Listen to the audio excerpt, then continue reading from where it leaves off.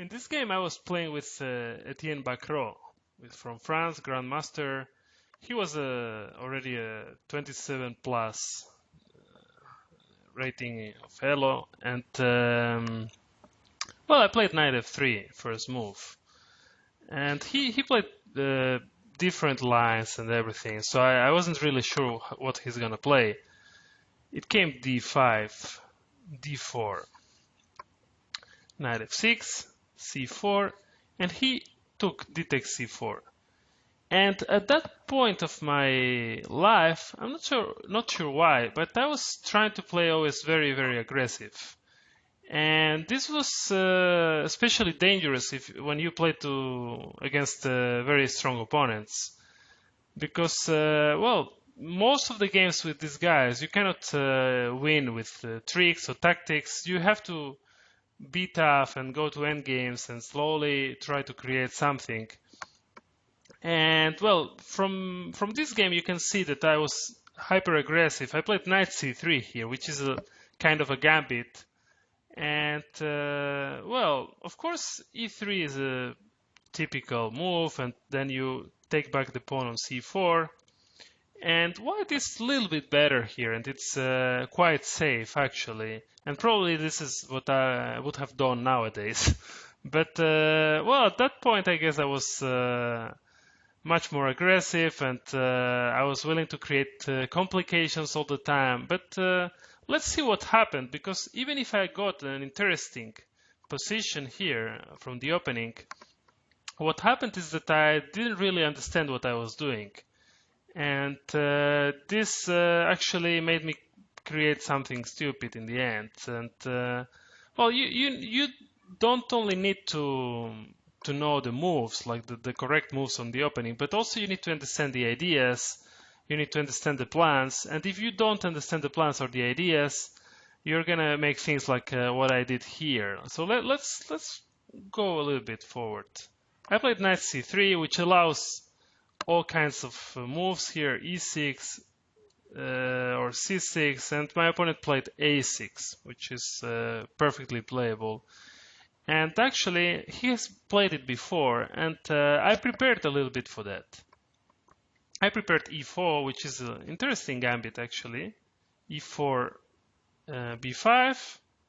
Now, well, black has to protect this pawn, otherwise white will have a very, very good position. So b5, e5, this was the idea.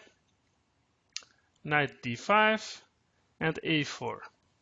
And here, when I prepared this line, the problem is that black has this move, bishop b7, which is very ambitious. It's a very ambitious move, because now after, for example, a b5, knight c3, b takes c3, a b5, and black keeps the pawn advantage.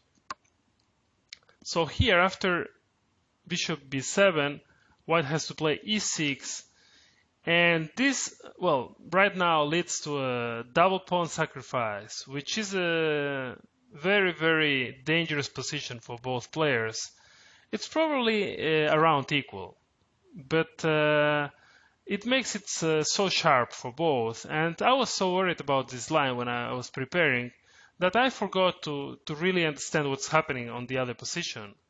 And my opponent, actually, Etienne Bacrot, he wanted to play solid. He didn't want to go for this mess after e6. For example, let's say f e6, knight g5, and white has a very good compensation here. Knight e6 is coming, and it's very, very interesting position. Probably around equal, but with lots of things happening. And this was exactly what I was trying to get into in this game, trying to make Etienne Bacrot then just to make a mistake in these crazy positions. But he was trying to just play safe, try to make it easy. And easy chess often is the best chess, and you don't need to make things complicated when the simple things are working. So he played here just a4, he played e6, giving back the pawn, but just developing his pieces. So it was a b5 now. white is collecting back this pawn. And knight b6 is it's an interesting move. And here again, I could just develop my pieces. Probably one of the best moves, if not the best, is just bishop e2, then castle, then bishop e3. But and it's a normal position. But well, honestly, I didn't know what to do after that. Let's say he will develop his pieces as well. Let's say bishop e7, castle, and bishop b7, and I didn't really know what I'm doing here. It seemed to me like black is fine. He has a very good square on d5 for his knight, and I didn't see any problems for black, which is kind of correct. I mean, black is doing okay, but on the other hand, it shouldn't be a problem to play this with white as well, so it's a playable position. But once more, I was trying to create something.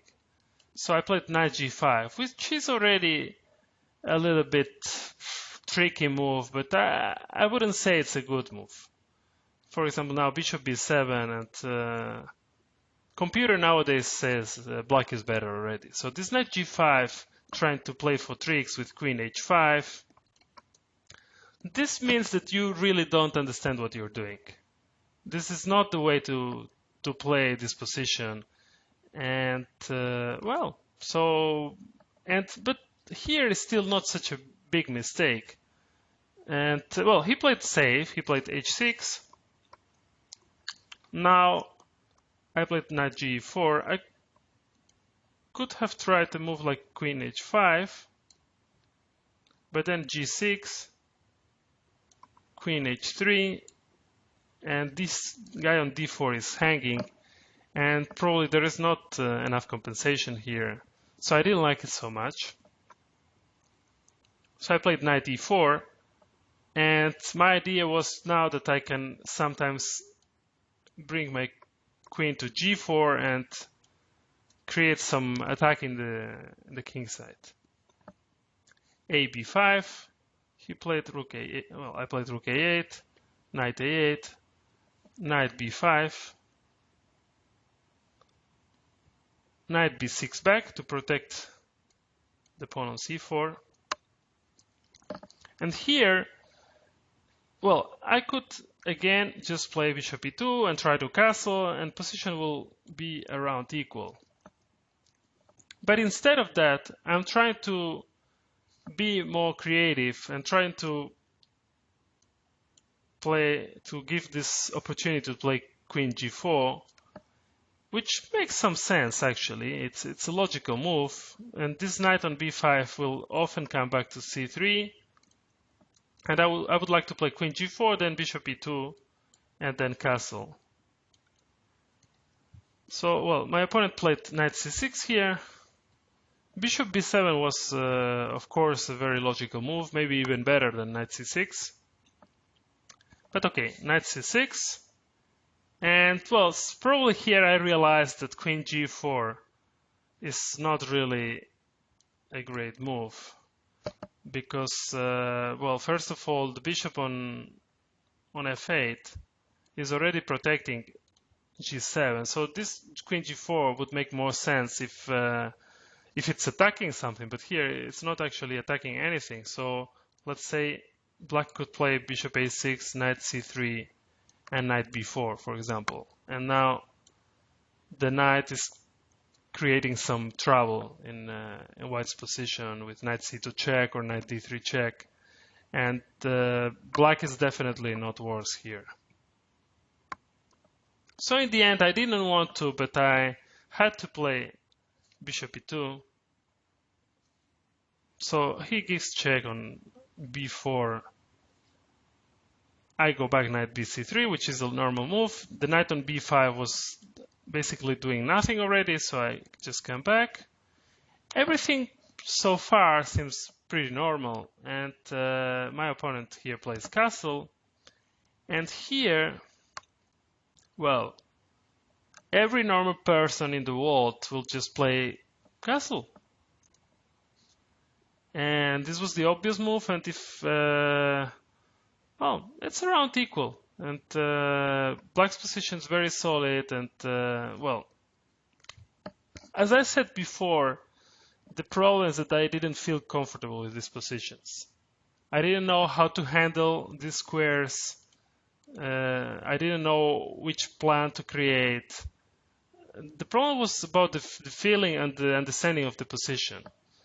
So once more, I tried to create something new, something interesting, but this ended up very, very badly. This is a move that you don't want to make. When I see this move nowadays, I feel like, what is this? I mean, how could I even think about it? This move that I played here is G4. And this is like, wow. This is like, what are you doing? What is this about? I mean, and obviously, it's also based in some terrible miscalculations because, well, White's idea is to play G5 and then, well, open the king side and put the rook on G1. Sometimes even, for example, to sacrifice with knight F6 if the pawn is already on G5. So it could create some tricks, and it might be a little bit interesting. But I thought for a long time after G4, and he thought for a little bit of time and played just the most obvious move, which is bishop b7. And here I realized, like, what are you doing? I mean, like, I guess my idea was to play just simply G5, but this just is totally wrong. I mean, knight d4, and the position is totally destroyed. Bishop e4 is coming now. My rook on h1 is in trouble. He just collected the pawn. He's changing a strong bishop, and basically black is just winning. It's completely winning here. So what did I miss? It's unbelievable. The other move I could have played is rook g1 to go away from the bishop, but anyway, and again another trick. For example, knight e5, and well, basically game is over. Game is over. So well, it's when he played bishop b7, I thought for 2-3 minutes, and I realized, like, what are you doing? I mean, this g4 move is the worst move ever. You didn't blunder a rook or a knight, but you destroyed your position positionally, absolutely, completely. And well, so he played bishop b7, and after thinking for a while, I had to decide that the best move is to castle.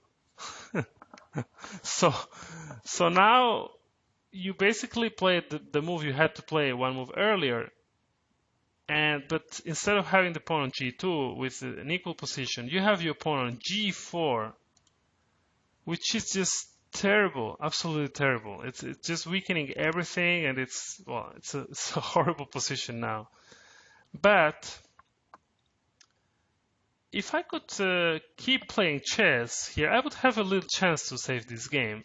So my opponent went knight e7, and here, well, I mean, I could play something like, I don't know, like f3 maybe, and white is slightly worse, but, well, I've seen worse positions to be saved. But I was still in shock probably after this terrible move g4. And this provoked probably another mistake, because I wanted to justify a little bit or to create something, I don't know. But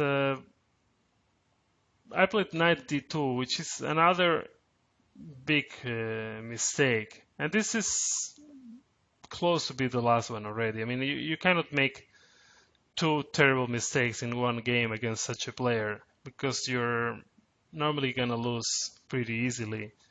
And let's see how it happened, because he handled the position in a very safe way. He took bishop c3, bc3, knight e d5. Now, well, the knight is attacking on c3, and sometimes he can take on e3 as well. Queen c2, for example, was the normal move, but the problem is that after knight e3, fe3, queen g5, it's very hard to protect this pawn on e3, and it's really difficult to fight here. Even, well, I don't know, king f2 is maybe the only move, but then there is moves like rook a8 or f6, and it just looks very bad for white. I played queen c1, which is even worse probably, but it's hard to blame me here because it's already probably a lost position. And maybe I could have done it better, but it's already too much probably. Yeah. Okay, knight e3, fe3, queen g5. Well, e3 is hanging, so I had to play rook f4, and now simply knight d5, attacking the rook and the pawn. I played rook e4.